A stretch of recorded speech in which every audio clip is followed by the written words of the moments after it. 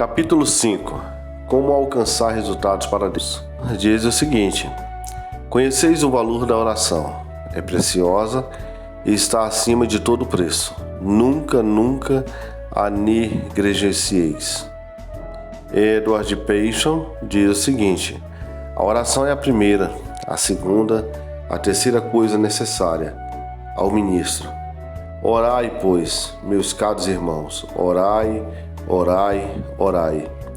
A oração na vida, nos estudos e no púlpito do pregador deve ser uma força compíscua, impregnadora, que afete todas as suas atividades. Não deve ocupar o segundo plano nem ser um mero revestimento. A ele é dado estar com o Senhor a noite inteira em oração. O pregador, para exercitar-se na oração, que requer negação própria, é levado a olhar para o seu mestre, que, tendo se levantado alta madrugada, saiu, foi para um lugar deserto e ali orava. O gabinete do pregador deve ser um recinto secreto, um Betel, um altar, uma visão e uma escada de Jacó, para que todos os pensamentos possam subir até o céu antes de dirigi-los aos homens, para que todas as partes do sermão possam ser arejadas pelo ar dos céus e capacitadas, porque Deus está no gabinete. Assim como o motor não se põe em movimento até que haja ignição, a pregação, com todo o seu maquinário, perfeição e elegância, permanece numa inércia morta quanto aos resultados espirituais, até que a oração inflame e produza a corrente elétrica. A disposição, a clareza e a força do sermão serão farrapos, a menos que haja impulso poderoso da oração nele. Através dele e atrás dele, o pregador precisa, pela oração, colocar Deus no sermão. O pregador precisa, pela oração, mover a Deus em direção ao povo, antes de poder mover o povo para Deus, por meio de suas palavras. O pregador deve ter tido a audiência e pronto acesso a Deus, antes de poder ter acesso ao povo. Para o pregador, o caminho aberto em direção a Deus é a garantia de um caminho aberto para o novo, para o povo. É necessário repetir e tornar a repetir que a oração, como um mero hábito, como um desempenho de rotina ou ato profissional, é uma coisa morta e podre. Tal oração não se relaciona com a oração que pleiteamos. Damos ênfase sobre a oração verdadeira, que implica e inflama todo o elemento nobre da pessoa do pregador. A oração que nasce da união vital com Cristo e da plenitude do Espírito Santo, que emana de profundas e transbordantes fontes da compaixão terna e solicitude imperecível pelo bem eterno do homem. É um zelo consumidor pela glória de Deus. O pregador precisa de uma inteira convicção da dificuldade e da delicadeza da sua obra e da necessidade imperativa do auxílio mais poderoso de Deus. A oração alicerçada sobre essas convicções solenes e profundas é a única oração verdadeira. A pregação amparada por uma tal oração é a única que semeia as sementes da vida eterna nos corações humanos e forma homens para o céu.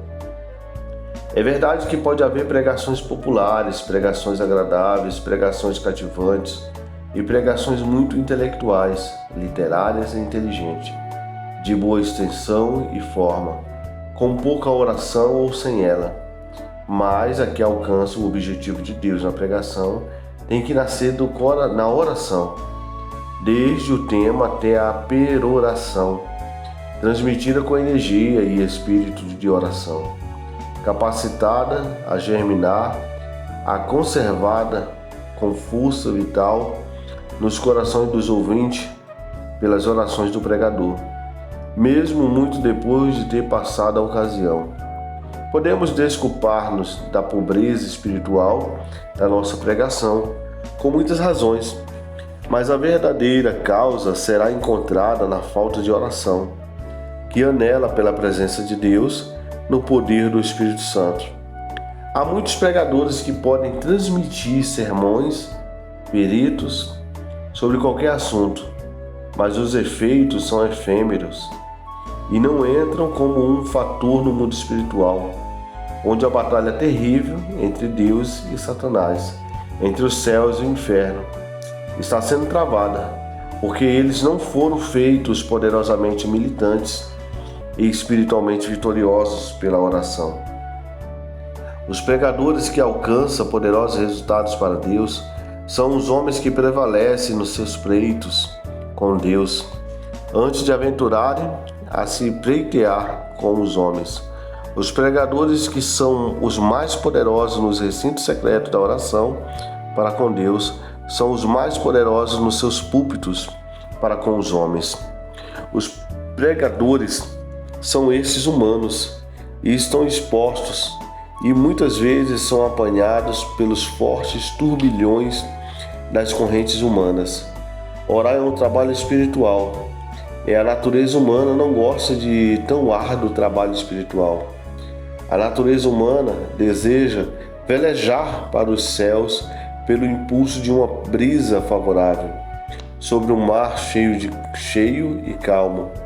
Orar é um trabalho humilhante, humilhar o intelecto e o orgulho, crucificar a vanglória, assinalar a nossa derrota espiritual, e tudo isso é duro para a carne e o sangue.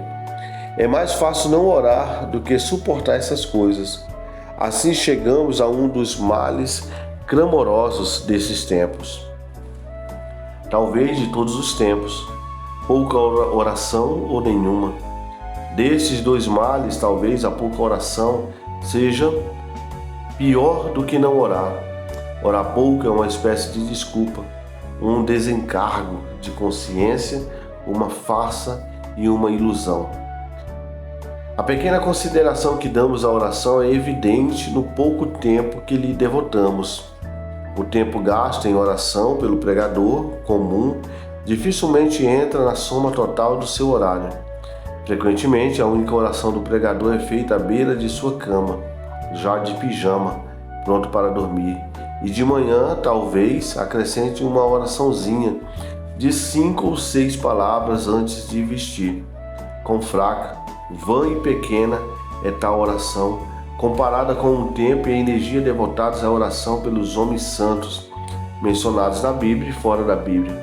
Que oração pobre, mesquinha e infantil, comparada à oração dos verdadeiros homens de Deus de todos os tempos, aos homens que pensam na oração como seu principal trabalho e lhe devotam o tempo de acordo com a sua alta avaliação da sua importância. Deus confia as chaves do seu reino e através deles, Deus opera as suas maravilhas espirituais nesse mundo. A oração poderosa é o sinal e selo dos grandes líderes de Deus e o penhor das forças conquistadoras com as quais Deus coroará os seus servos. O pregador tem a missão tanto de orar como de pregar. Sua missão será incompleta se ele não desempenhar bem ambas as coisas. O pregador pode falar com toda a eloquência humana e angélica, mais e menos que ele possa orar com fé, para que arraste todo o céu em sua ajuda. A sua pregação será como o bronze que soa, ou como o símbolo que retine, para a obra permanente que honra a Deus e salva as almas.